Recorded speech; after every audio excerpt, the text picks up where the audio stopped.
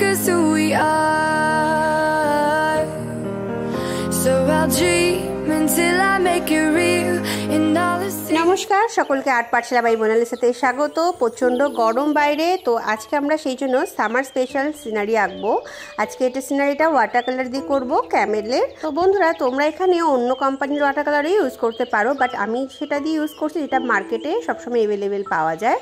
তো দেখো বন্ধুরা, সবার প্রথমে আমি একটা আউটলাইন করে নিচ্ছি, কারণ জলদি জলদি তোমাদেরকে আউটলাইনটা আমাকে করে দেখাতে হবে। আর আমি সবসময় খুব হালকা হাতে পেন্সিল ধরে আঁকি, তাই তোমাদের যাতে লাইনগুলো বুঝতে সুবিধা হয় সেই জন্য আমাকে ব্ল্যাক পেন দিয়ে আরেকবার আউটলাইন করে নিতে হচ্ছে।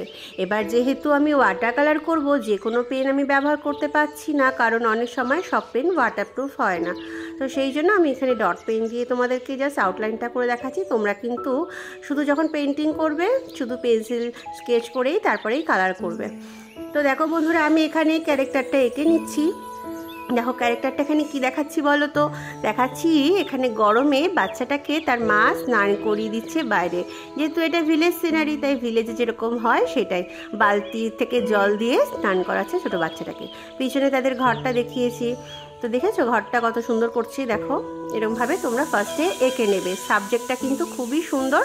আর এখানে দেখো তার বাবা হতে পারে বাচ্চাটার, তো সে এখানে বসে হাওয়া খাচ্ছে হাত পাখা দিয়ে। গরমে তো বেশিরভাগ গ্রামের মানুষজন তাল পাখা, হাতের পাখা এটাই ব্যবহার করে।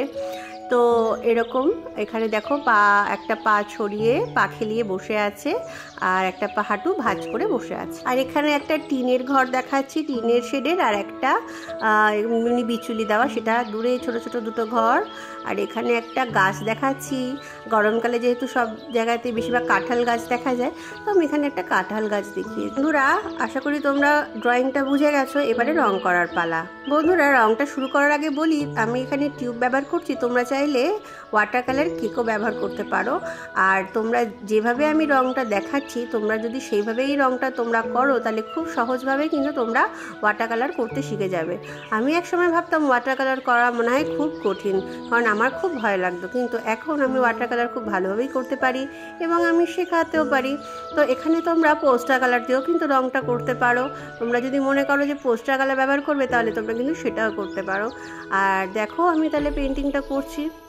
আমি গাছটা করে নিচ্ছি। এখানে গাছের জন্য আমরা যেরকম লাইট গ্রিন কালারটাকে হলুদ মিশিয়ে মিশিয়ে প্রথমে হালকা এক শেড করেছি, তারপরে আরও এক শেড ডিপ করে, তারপর লাস্টের দিকে খুব একটু ডার্ক গ্রিন করে দিয়েছি।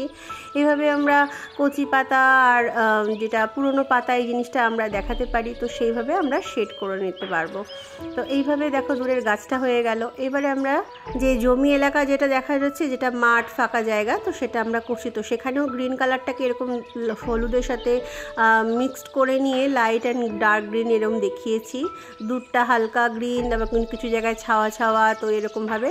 দূরে আমি এখানে একটা জলাশয় দেখাচ্ছি, আর সেখানে পুরো জলাশয়টা পুরোপুরি দেখো আমি নীল রং করিনি, একটু সাদা সাদা ফাঁকা ফাঁকা অংশ রেখেছি যাতে জলটা বোঝা যায়। আর এখানে ডার্ক নীল দিয়ে, ডিপ নীল রং দিয়ে আবার একটু শেড করে দিচ্ছি। এখানে সামনের ঘরটা করব, এখানে বিচুলির ছাওয়ানো ঘর দেখিয়েছি, তো সেই জন্য মেটে brown colour, light brown colour আর মেটে হলুদ দিয়ে আমি এখানে রংটা করেছি। ঘরের রংটা মাটির দেওয়াল, তো সেটা বোঝানোর জন্য আমাকে সেরকম মেটে হলুদ রং ব্যবহার করতে হবে।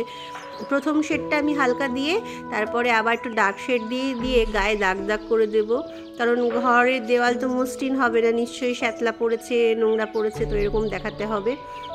আর এখানে একটা টিনের শেডের চাল করছি, তো সেই জন্য আমি এখানে হালকা গ্রে কালার করে আবার দাগ দাগ করে টিনের শেড দেখিয়ে দেবো। এখানে জালনাটা করেছি, জালনাটা দেখো সাইড দিয়ে একটা ছাওয়া ছাওয়া পড়েছে, মানে যেহেতু পুরনো হয়ে গেছে, জল বৃষ্টিতে ঘরের মাটির ঘরগুলো এরকম শ্যাতলা পড়ে যায়, তো সেটা আমাকে দেখাতে হবে, তো এইভাবে শেডিং দিচ্ছি। আর এখানে একটা যেহেতু বললাম কাঁঠাল গাছ করেছি, কাঁঠাল গাছের কাঁঠালগুলো রয়েছে, তো সবুজ কালার এখনও যেহেতু পাকেনি, তো সেরকমভাবে শেড দিয়ে করতে হবে। গাছটাও তাই মেটে হলুদ কালারই আমরা বেশিরভাগ ব্যবহার করব।